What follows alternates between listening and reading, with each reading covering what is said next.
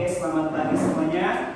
Baik, Pak. Oke, nah pada pagi hari ini kita akan masuk dengan materi kita yang baru mengenai relasi manusia dengan alam. Tapi sebelum sampai kepada materi ini, apa arti relasi menurut kalian?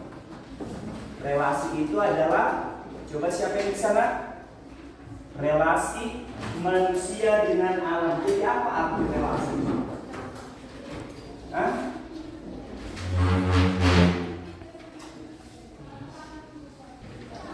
Jadi di sini judul materi kita mengenai relasi manusia dengan alam. Nah, sebelumnya Bapak mau bertanya sama kita di sini, apa itu arti relasi? Relasi itu misalnya si Lisbeth dengan si Citra, mereka itu adalah relasi yang baik. Jadi relasi itu pertemanan boleh atau hubungan. Apakah kita terhubung dengan alam ini? Iya. Kalau misalnya alam ini rusak atau terjadi bencana alam, apa yang terjadi sama kita? Kerugian, ya kan? Karena kita hidup di alam, kita harus menjaga alam ini. Nah, selanjutnya kita lihat di sini. Nah, nanti kita akan mempelajari materi kita. Nah, ada perspektif iman Kristen, klasifikasi hubungan, penyebab kerusakan alam. Nah, terus ada di sini tradisi budaya Indonesia, tanggung jawab transformasi. Nah, tapi sebelum ke sana kita lihat dulu bahwa di rumah pendidikan ada namanya sumber belajar. Apalagi mengenai alam pasti banyak. Biasanya kalau kita belajar mengenai alam ada di pelajaran apa? IPA, IPS, matematika, bahasa Indonesia. Yang lebih dekat adalah IPA atau sains. Nah, jadi di sini kita bisa lihat. Nah, ada di sini edukasinya, ada lab mayanya. Nah, jadi di sini kamu bisa lihat nih. Ada misalnya kita nggak harus ke. Ada. Nah, di sini tadi Bapak bilang ada SMP kelas 7 yang benar ini. Ada pengukuran, mungkin di sains. Nah, ini bisa dipakai. Ini seperti yang Bapak bilang tadi, ini ada sumber belajar banyak di rumah pendidikan, nah yaitu di ruang murid. Nah, bisa nanti digunakan ini. Ya, misalnya kalian mau belajar mengenai sel, ya kan? Nah, biasanya di bukunya kan ada di bagian-bagian sel itu. Tapi di sini kita bisa melihat secara detail. Nah, struktur sel itu. Nah, coba boleh maju Citra? Boleh kamu agak putar. Coba pakai tangannya boleh. Coba diputar. Ini diperkecil gini. Ini, oke? Ya diputar. Coba putar aja nggak apa-apa. Ini ada nggak apa-apa. Ya. Nah diputar. Atau mungkin diperbesar seperti ini. Nih, ya kan? Sampai hari ini, tapi 10 tahun lagi kita yang akan menanggung akibatnya. Percaya nggak percaya? Indonesia sedang dalam kondisi darurat lingkungan. Dampaknya bukan besok atau lusa, tapi bom waktu yang akan meledak di masa depan kita. Hari ini kita akan bahas 5 kerusakan alam di Indonesia. Oke. Nah, jadi di video ini kita akan lihat betul bagaimana kerusakan alam di negara kita ini. Nah, dan sebagai remaja Kristen kita punya tanggung jawab. Meskipun kita sebagai remaja, kita punya ambil bagian atau turut ikut andil ya untuk menjaga kelestarian. Nah, coba kita lihat ya, Bapak ulang. Coba semua lihat, bisa dilihat ya.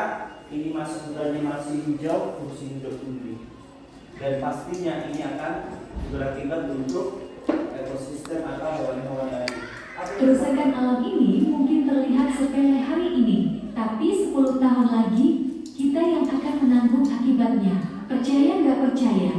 Indonesia sedang dalam kondisi darurat lingkungan. Dampaknya bukan besok atau lusa, tapi bom waktu yang akan meledak di masa depan kita. Hari ini kita akan bahas 5 kerusakan alam di Indonesia yang efeknya mungkin baru benar-benar terasa 10 tahun dari sekarang. Pertama, hilangnya hutan penyangga air.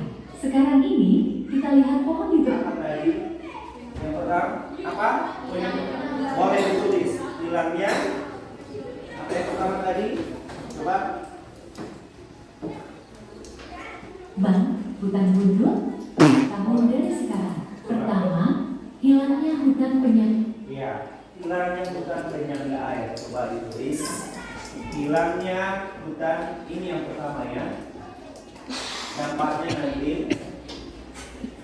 Ya, hilangnya hutan penyangga. Yang kedua nanti. Sekarang ini, kita lihat pohon ditebang, hutan gundul, dan mungkin kita berpikir, biasa saja, toh masih banyak hutan lain. Tapi tunggu 10 tahun lagi. Saat musim hujan datang, banjir bandang akan jadi langganan di tempat-tempat yang dulunya aman. Sebaliknya, saat musim kemarau, kekeringan bisa terjadi berbulan-bulan sampai kita sulit mencari air bersih. Kenapa bisa begitu? Fakta singkatnya, akar-akar pohon di hutan itu berfungsi seperti spons raksasa atau tampilan air alami. Mereka menyerap air hujan, menyimpannya di dalam tanah, dan melepaskannya pelan-pelan. Tanpa pohon, air hujan langsung meluncur ke sungai, menyebabkan banjir, dan saat kemarau tiba, tidak ada lagi cadangan air di tanah. Kerusakan kedua yang sering kita abaikan adalah kerusakan daerah aliran sungai atau DAS. Kerusakan apa tadi? Daerah aliran sungai atau DAS. Tidak ada lagi cadangan air di tanah. Kerusakan kedua yang sering kita abaikan adalah kerusakan daerah aliran sungai. Ya, kerusakan daerah aliran sungai atau disingkat dengan DAS, daerah aliran sungai. Tulis ya. Poin yang kedua, bisa Bapak lanjut? Oke. Atau DAS. Saat ini, mungkin kita masih melihat sungai mengalir seperti biasa, walau warnanya keruh atau banyak sampah. Tapi 10 tahun dari sekarang, sungai-sungai itu bisa menjadi sangat dangkal akibat endapan lumpur dan sedimen. Akibatnya, banjir tahunan akan semakin parah dan meluas, bahkan air bersih akan menjadi barang langka dan mahal. Banyak DAS di Indonesia rusak parah, terutama karena aktivitas pertambangan ilegal dan alih fungsi lahan yang masif di sepanjang bantaran sungai. Hutan di sekitar sungai yang seharusnya jadi pelindung, kini berubah jadi perkebunan atau pemukiman, membuat tanah mudah terkikis dan masuk ke sungai. Masalah ketiga adalah eksploitasi tambang tanpa eksploitasi. Masalah ketiga tadi ulang. Membuat tanah mudah terkikis dan masuk ke sungai. Masalah ketiga adalah eksploitasi tambang tanpa adanya pemulihan lahan. Eksploitasi tambang tanpa adanya pemulihan lahan. Eksploitasi tambang tanpa adanya pemulihan lahan. Bisa? Kita lanjut next. Oke. Hari ini, aktivitas tambang mungkin dilihat sebagai penggerak ekonomi daerah, membuka lapangan kerja. Tapi lihatlah 10 tahun ke depan. Oke. Hilangnya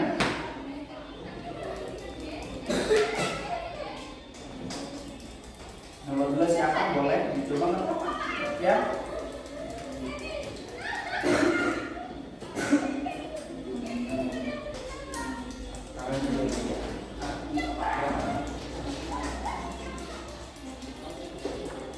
Oke, nah hilangnya hutan penyangga air. Oke, yang kedua siapa yang mau? Oke, ayo. Nomor 2. Ya, yang kena posisinya juga. Oke. Ya, siapa nomor 3?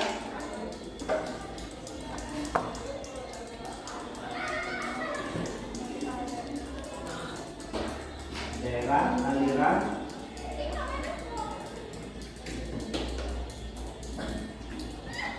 sungai atau disingkat dengan DAS, daerah aliran sungai.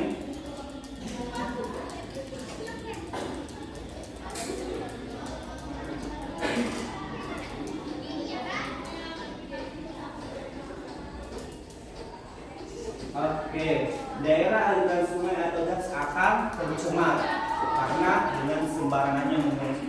Oke, yang ketiga siapa? Yang ketiga siapa nak? Hah? Siapa? Oke, ayo. Oke, yang ketiga. Belum.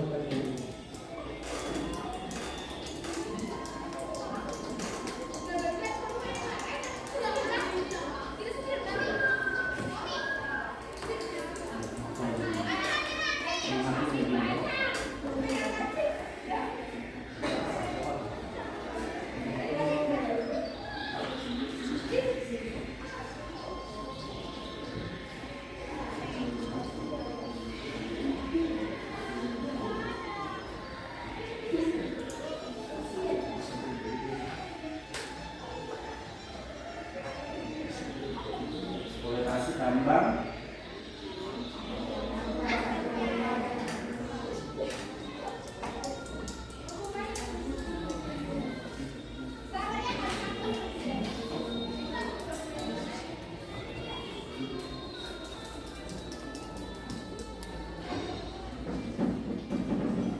Oke, yang ketiga apa sama-sama? Eksploitasi tambang tanpa ada pemulihan. Nah, jadi tidak diperbaiki, ya. Pokoknya dieksploitasi semua. Oke, nomor 4. Siapa? Oke, Musbek. Ya, jangan kena ya. Hanya bibirnya aja yang kena. Jangan digeser.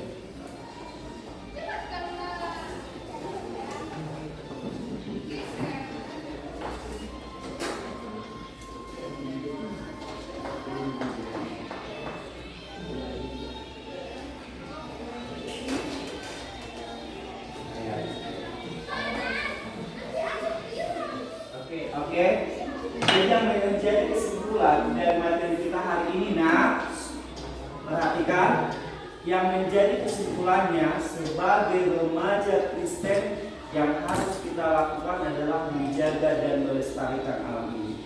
Contoh yang paling kecil apa itu kira-kira? Apa? Karena tidak membuang sampah sembarangan. Kalau tadi pas Bapak piket, ayo sampah sampah gitu ya. Makanya itu sudah disediakan tong-tong sampah. Itu paling kecil yang bisa kita lakukan sebagai remaja. Nah, jadi di sini kita harus lihat bahwa Allah memberikan mandat atau perintah kepada manusia.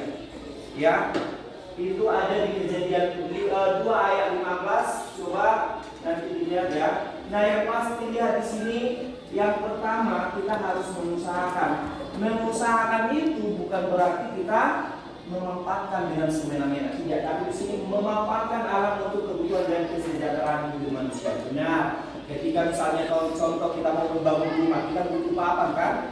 Kayu kan? Boleh diambil dari alam, tapi harus terbangun tinggi. 16 sudut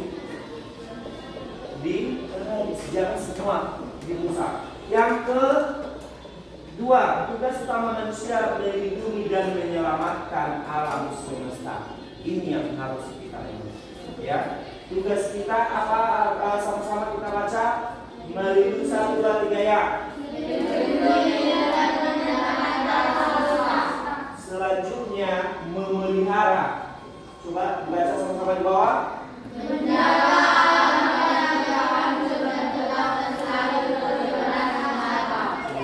Menjaga alam agar tidak hancur dan tetap lestari untuk generasi mendatang. Jadi anak-anak saya semua, materi kita mengenai relasi manusia dengan alam, kamu sudah memahami sebagian, karena topik kita ini akan kita lanjutkan untuk minggu depan. Masih tetap kita lanjut materi ini, tapi sudah ada menjadi gambaran buat kita bahwa kita hidup di alam ini, otomatis alam ini menjadi tempat tinggal kita. Kita harus menjaga dan melestarikan, jangan sampai ya kita menuai atau memanen bencana karena ulah kita sendiri. Karena kita yang akan merasakannya, karena kita tinggal di alam ini. Oke lah, kalau misalnya hutan ditebangi banyak hewan-hewan atau keanekaragaman hayati di sana akan mengalami kerusakan. Kita juga nanti ujung-ujungnya yang akan diduga di sana. Oke, mungkin jadi materi kita mengenai relasi manusia dengan alam akan kita sudahi dulu untuk kali ini, karena minggu depan masih kita lanjut. Tapi setidaknya kita bisa lihat bahwa kita punya tanggung jawab, manusia punya tanggung jawab memelihara alam dan lingkungan hidup. Karena kita hidup di alam, otomatis kita punya tanggung jawab. Contoh kecilnya tadi sudah disebutkan oleh temanmu, tidak membuang sampah sembarangan. Baru menata pekarangan kelas dengan menanam bunga-bunga. Ya, menjaga taman kelas masing-masing supaya tetap asri. Oke, itu saja.